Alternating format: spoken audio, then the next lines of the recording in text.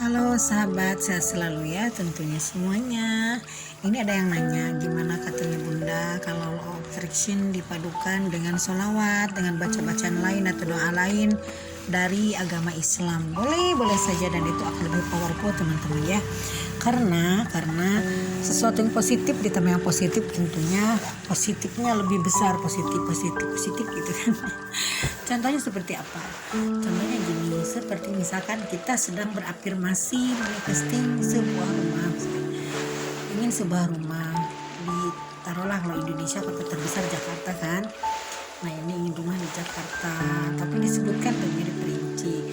Nah dipadukannya seperti apa kalau misalkan kita afirmasinya malam hari sebelum tidur. Nah jadi sebelum tidur pun kita sholat hajat dulu 4 rakaat, lalu baca istighfar 100, sholawat Nabi 100. Sholawat Nabinya sholawat Nabi apa? Sholawat apa aja, misalnya sholawat Mufarija atau sholawat Nabi lah, yang penting sholawat ke Nabi Muhammad kalau muslim ya. Kan tentunya kita ingin barokahnya dari beliau gitu kan, termasuk sholawat Jibril. Nah kalau yang pendek sholawat Jibril teman-teman ya, sallallahu alaihi Muhammad, sallallahu alaihi wasallam, sallallahu Muhammad, sallallahu alaihi wasallam gitu ya sholawat Jibril. Nah jadi teman-teman bisa memadukan ini, manifesting ini, afirmasi ini dengan sholawat yang ada dalam agama.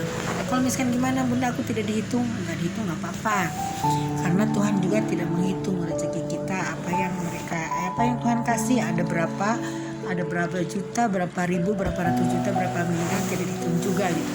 Tapi misalkan saya kan sukanya dihitung, diwirid gitu kan, pakai tasbih, pakai rosario, boleh, nggak apa-apa. Nah begitupun bagi agama lain, misalkan bagi agama Hindu, misalkan sambil beribadat ke pura. Nanti kan umat Hindu juga kalau tidak salah berpuasa ya, bisa itu berpuasa juga sambil dibarengi dengan manifestasi untuk ingin punya rumah. Misalkan juga untuk agama Kristen bisa juga, misalkan sambil kebaktian hari Minggu atau Sabat, Sabtu ya, sambil doa pagi bisa di gereja. Jadi kita jangan dibatasi kalau misalkan law ini hanya sebatas untuk orang-orang spiritual aja, enggak teman-teman ya. Karena law of attraction ini sifatnya universal. Jadi law of attraction ini untuk semua agama, untuk semua keyakinan, untuk semua aliran, karena law ini terjadinya sebelum adanya agama, sebelum adanya manusia. Bahkan ketika law of attraction terciptalah sambil diiringi dengan hukum-hukum alam semesta, termasuk hukum law of attraction. Seperti kita tahu hukum law of attraction itu hukum tarik menarik ya.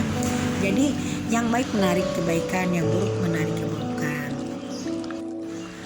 Apa alasannya law of attraction ini bisa dipadukan dengan sholawat atau dengan baca istighfar atau baca subhanallah? Karena law of attraction ini kan vibrasi tinggi teman-teman ya. Kita manifesting sesuatu, misalkan manifesting rumah mewah, itu kan frekuensinya, vibrasinya sangat tinggi. Dan bacaan-bacaan kepada Nabi, sholawat Nabi, atau bacaan-bacaan wirid lainnya juga kan frekuensinya sangat tinggi.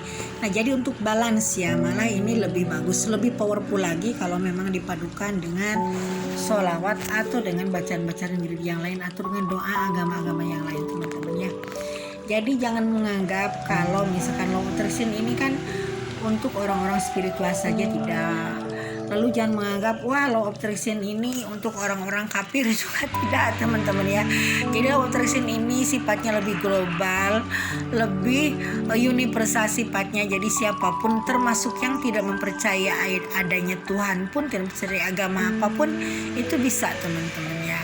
Karena law ini memang sudah ada sejak dulu. Jadi law of attraction ini sudah pegangan orang-orang zaman dulu. Jadi orang-orang zaman dahulu kala, ketika mungkin peradaban belum diciptakan semaju sekarang ya, atau mungkin dalam peradaban yang lain yang pernah ada yang kita tidak tahu, yang sudah musnah ya, lalu diganti dengan peradaban kita, itu law of attraction sudah ada. Kenapa? Contohnya ada ya, cerita-cerita di Aladin dan jinnya itu ya. Kan katanya kata jinnya, permintaanmu adalah perintah bagiku. Nah itu berarti kita bisa minta apapun dengan tidak terbatas teman-teman ya. Makanya kita yuk sebagai umat beragama jangan melupakan agama juga. Mohon maaf nih saya bukan sok tahu ya. Cuma ya paling tidak kita kan menjalankan syariatnya, karena bagaimanapun namanya kita sebagai pemeluk umat beragama, sebagai penganut agama yang taat, kita tentunya nilainya akan lebih bagus perilaku kita dalam keseharian. Minimal kita akan takut dengan Tuhan teman-teman ya. Nah jadi kalau misalkan teman-teman ingin praktekkan law of attraction dipadukan dengan sholawat atau dengan bacaan dengan wirid yang lain, monggo silahkan. Misalkan sebelum tidur teman-teman afirmasi ingin mobil mewah atau rumah mewah. Nah sebelumnya teman-teman sholat hajat dulu 4 rakaat, dimohonkan supaya dimudahkan semua keinginannya. Lalu lagi sambil pegang tasbih, sambil membayangkan kesuksesan, sambil membayangkan rumah mewahnya, baca sholawat Nabi atau istighfar teman-teman ya. Nah ini teman-teman ya, pencerahannya atau penjelasannya kenapa sih boleh manifestasi atau namanya afirmasi dipadukan dengan kebiasaan penganut umat beragama, atau dengan cara wirid, atau dengan cara bacaan sholawat, atau dengan cara sholat sunnah. Dan ini bagus-bagus sekali karena saya pun sudah mempraktekannya dan ternyata lebih powerful teman-teman ya. Oke teman-teman, sekian dulu. Kalau misalkan ada teman-teman yang sudah pernah mengalami keajaiban dari law of attraction, monggo silahkan di kolom komentar ditulis supaya teman-teman yang lainnya bisa membaca dan kita bisa sharing, supaya nanti teman-teman yang lainnya yakin, oh ternyata loa ini bisa loh untuk menolong kehidupan sehari-hari, bisa loh untuk memandu gitu kan, memandu kita gimana sih langkah-langkah sehari-hari supaya kita memang tidak terjebak kepada hal-hal yang negatif.